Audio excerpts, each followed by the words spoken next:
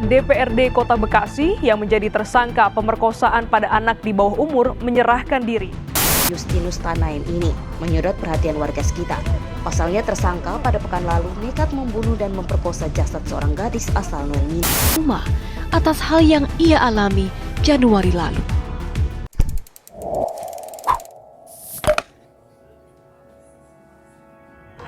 Pelecehan seksual adalah perilaku atau perhatian yang bersifat seksual yang tidak diinginkan, tidak dikehendaki, dan berakibat mengganggu diri penerima pelecehan.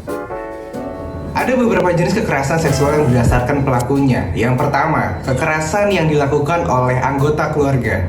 Kedua, kekerasan yang dilakukan oleh orang lain di luar anggota keluarga. Yang terakhir nih, kekerasan perspektif tentang gender. Tentang pelecehan seksual ini sangatlah luas, yakni meliputi main mata, siulan, komentar yang berkonotasi seks atau gender, humor porno, cubitan, colekan, sentuhan di bagian tubuh tertentu, isyarat yang bersifat seksual, ajakan berkencan dengan iming-iming ataupun ancaman, ajakan melakukan hubungan seksual, sampai bersifat pemerkosaan.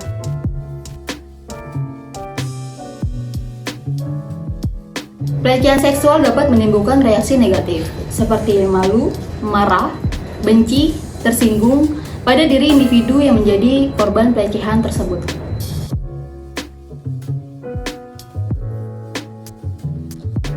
Berikut ini hasil wawancara kami dengan beberapa responden.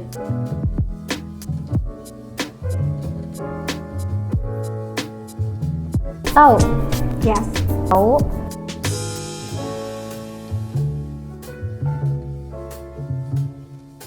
Iya. Paling pernah. Masih pernah? Belum pernah.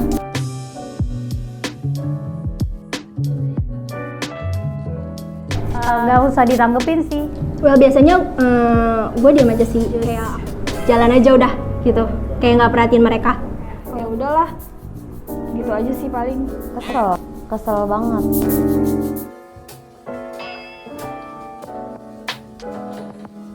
Masuk sih. Ya. Termasuk sih.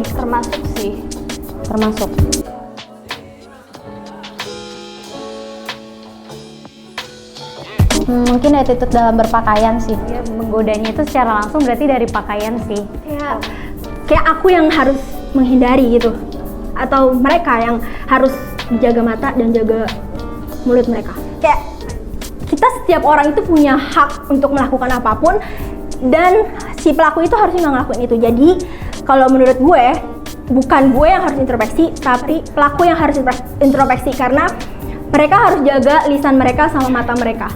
Ya gue nggak bisa menghindari, kayak gue udah pakai pakaian yang bener, yang tertutup, tapi kalau dari pikirannya dia seperti itu ya mau gimana lagi gitu loh. Sebagai perempuan harusnya pikiran cowok itu yang dirubah, mindsetnya dirubah.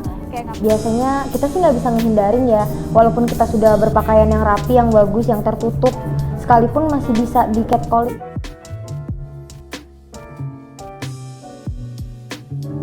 Penyebabnya itu ya dari dirinya dia sendiri sih, mungkin ada penyakit atau kebutuhan seksualnya dia yang kurang terpenuhi. Ya karena mereka merasa keren aja. Gue mau godain dia deh biar teman-teman gue lihat kayak merasa keren-kerenan aja. Berikut paparan dari psikolog klinis dan forensik Dr. Randa A. Cassandra Putranto mengenai seksual harassment. Kita bisa menggunakan beberapa undang-undang yang mungkin bisa digunakan untuk menjerat pelaku. Nah, dalam hal ini adalah undang-undang tentang perbuatan tidak menyenangkan dan tentang pornografi dan pornoaksi. Tetapi untuk kekerasan seksualnya sendiri, sayang sekali belum ada undang-undang penghapusan kekerasan seksual yang selesai disahkan oleh DPR, sehingga apabila kita ingin menjerat orang pelaku kejahatan dan kekerasan seksual atau pelecehan seksual berupa sweet-sweetan atau kepanggilan pornografi dan menggunakan konten-konten pornografi dan lain sebagainya, mungkin akan sulit dilakukan. Nah, yang sekarang juga sedang banyak atau marak dilakukan adalah pelecehan seksual melalui media sosial. Nah, untuk itu kita bisa menggunakan undang-undang ITE. Sementara untuk kasus kekerasan seksual atau juga pelecehan seksual, atau bahkan dengan bahasa yang lebih sesuai undang-undang adalah pencabulan. Pencabulan ini terjadi apabila perilaku yang dilakukan memang memenuhi persyaratan, bisa saja berbentuk pelecehan seksual, kekerasan seksual, maupun kejahatan seksual. Nah, ini di dalam undang-undangnya masih menggunakan istilah pencabulan. Itu juga alasannya mengapa kami semua, terutama dari komunitas psikologi dan juga penggiat pembela anti kekerasan, terutama kekerasan seksual terhadap perempuan dan anak, sangat ingin agar undang-undang penghapusan kekerasan seksual betul-betul bisa segera disahkan. Tapi sayang sekali belum menjadi hal yang bisa dilakukan di tahun ini. Kita berharap bisa dilakukan di tahun depan. Dampak terhadap korban akan sangat tergantung kepada faktor A, yaitu tindak pidana yang terkait dengan kasus-kasus pelecehan, kekerasan, kejahatan, dan pencabulan tersebut. Nah, kemudian yang kedua adalah tergantung dengan apakah pada saat proses hukum ini terjadi, yang bersangkutan ini juga mendapatkan intervensi, pendampingan, lalu kemudian juga bantuan-bantuan hukum. Ketika memperoleh kondisi-kondisi tersebut, bisa diharapkan dampak yang ditimbulkan oleh berbagai tindak pidana yang tadi disebutkan, apakah itu ringan, sedang, dan berat, dan sering atau tidak, lalu kemudian ada bantuan, tentu saja bisa menjadi lebih ringan. Lalu yang kemudian yang ketiga adalah profil psikologis dari korban sendiri, di mana ada orang-orang tertentu yang mungkin memiliki profil yang jauh lebih lemah dibandingkan yang lain. Nah, sementara ada orang-orang yang bisa menjadi lebih kuat, menerima tindakan psikologis yang paling berat sekalipun, tanpa intervensi mungkin sekaligus yang cukup memadai, tetapi mereka masih bisa survive dan masih bisa pulih. Tetapi tentu saja semua ini akan sangat tergantung bagaimana proses psikodinamika dari kasus tersebut. Nah, yang paling sering muncul sebagai sebuah dampak dari kekerasan adalah biasanya lamanya waktu reaksi. Orang-orang tertentu yang mengalami kekerasan seksual mulai dari ringan, sedang, dan berat itu biasanya akan mempengaruhi lamanya waktu reaksi menjadi lebih lama dibandingkan orang-orang normal yang tidak pernah mengalami kekerasan. Yang kedua adalah mungkin adalah dampak kecemasan, ketakutan, trauma yang ditimbulkan oleh kekerasan tersebut, terutama apabila ternyata ada dampak yang berkepanjangan, misalnya mungkin ada luka secara fisik, atau mungkin ada kehamilan, atau mungkin ada ditambah lagi dengan stigma yang diberikan oleh masyarakat. Nah, tentu saja dengan berbagai kondisi ini membuat kondisi psikologis korban menjadi lebih berat. Kemudian yang berikutnya bisa jadi sebagai sebuah bentuk post traumatic stress disorder, di mana untuk waktu yang berkepanjangan terjadi perubahan perilaku, ya.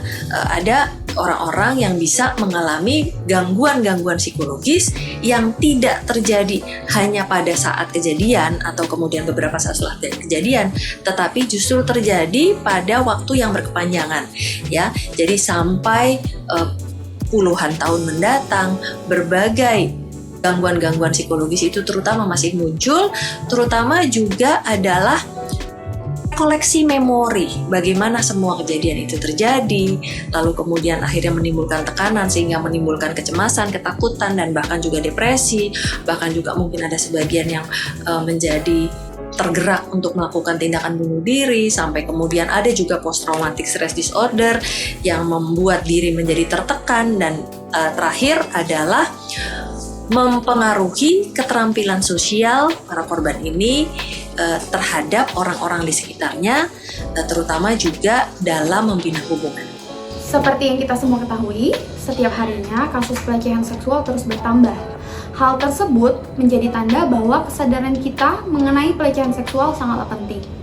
Pelecehan seksual mempunyai dampak traumatis bagi korbannya, seperti dampak fisik, dampak psikologis, dan dampak sosial psikologis. Untuk itu, dampingan dari kita sangatlah perlu bagi korban pelecehan seksual, baik dari keluarga, teman, kerabat, lingkungan sekitar, dan semua orang. Mari sama-sama kita tingkatkan awareness terhadap penyintas dengan memberi dukungan. Dukungan kecil darimu bisa jadi begitu besar bagi para penyintas yang barangkali telah mengalami dampak besar seperti misalnya luka fisik, trauma seksual, sampai punya keinginan bunuh diri. Nah, jika kamu menemukan pelecehan seksual atau bahkan kamu mengalaminya sendiri, Laporkan hal ini kepada pihak yang berwenang dalam kasus ini. Mari sama-sama Kita perangi Kejahatan seksual. Karena kita semua berharga. Salam budi luhur.